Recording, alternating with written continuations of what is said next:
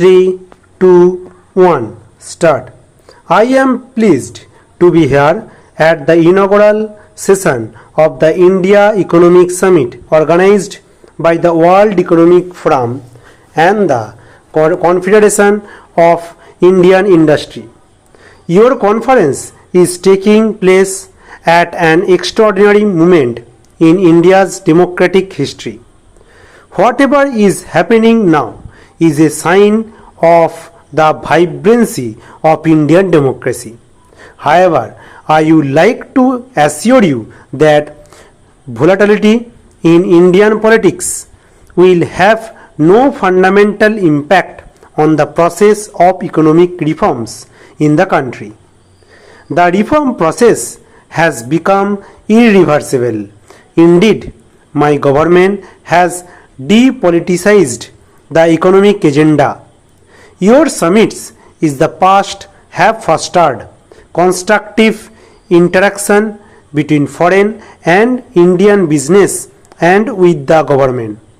They have also facilitated foreign business becoming familiar with India's efforts, both to carry out internal liberalization and to integrate itself with the global economy.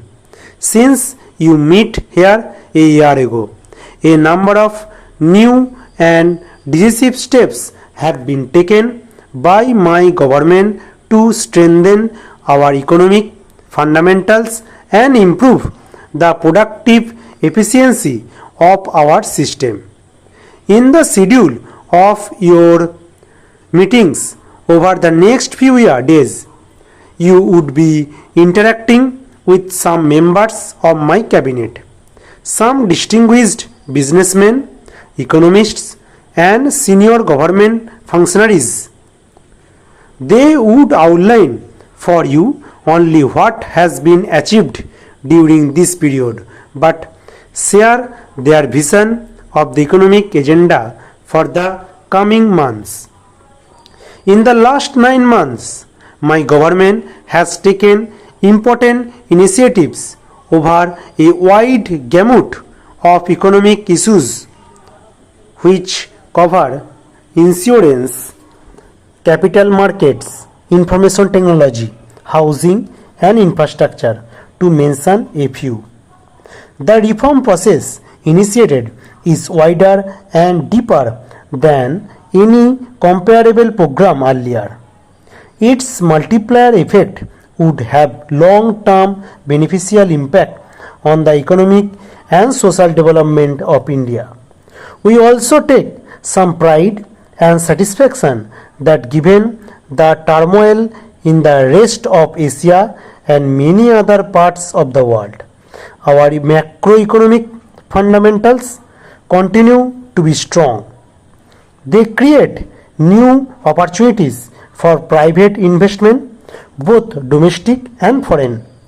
A GDP growth of well over 5%, inflation below the double-digit number, comfortable foreign exchange reserves, positive growth in the agriculture, stable exchange rate management, coupled with sectoral initiatives, have reaffirmed the government to a policy of liberalization with suitable checks and balances. I have said so earlier and would reiterate today that there is no panacea to bring about high rates of economic growth here. Stop.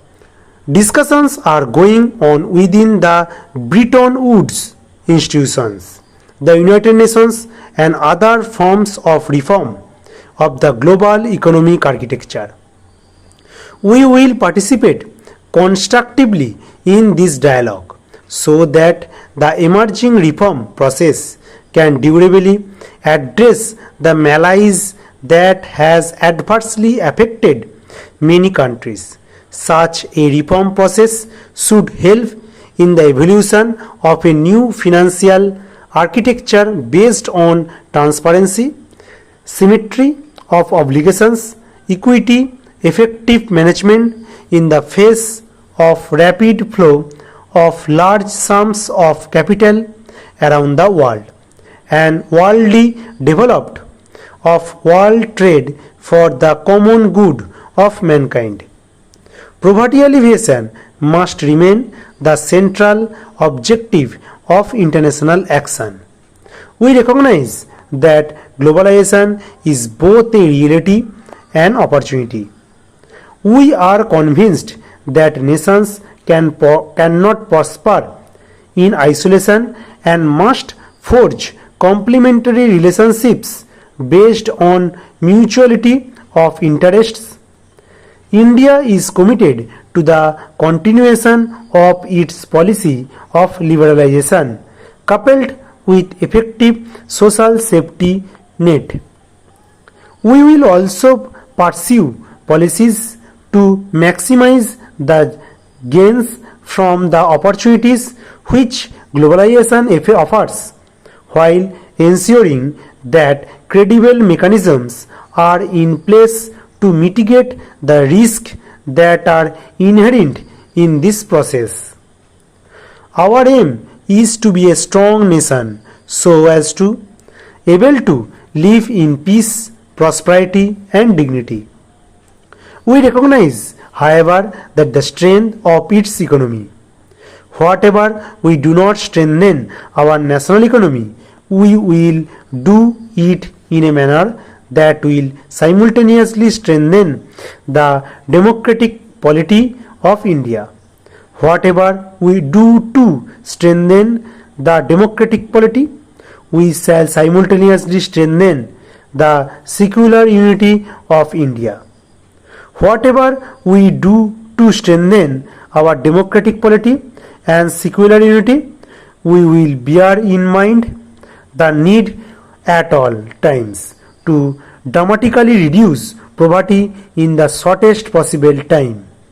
In this endeavor, our approach is the same as that advocated by Professor Amartya Sen, the great Indian economist who won this year's Nobel Prize for Economics, namely Liberation and Globalization.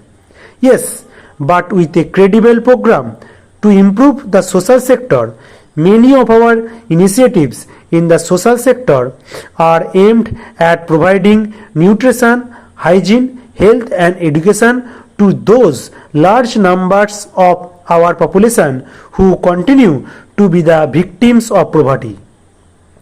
India is a democratic country. Democracy is our greatest strength. Freedom of thought, freedom of action, freedom to live with diverse faiths and systems are fundamental to our culture. I believe that these are essential components of liberation and globalization. We have another great strength. We have an unbroken record of honoring all our financial obligations of foreign investors and lenders. We have a sound legal system that incorporates justice. Stop.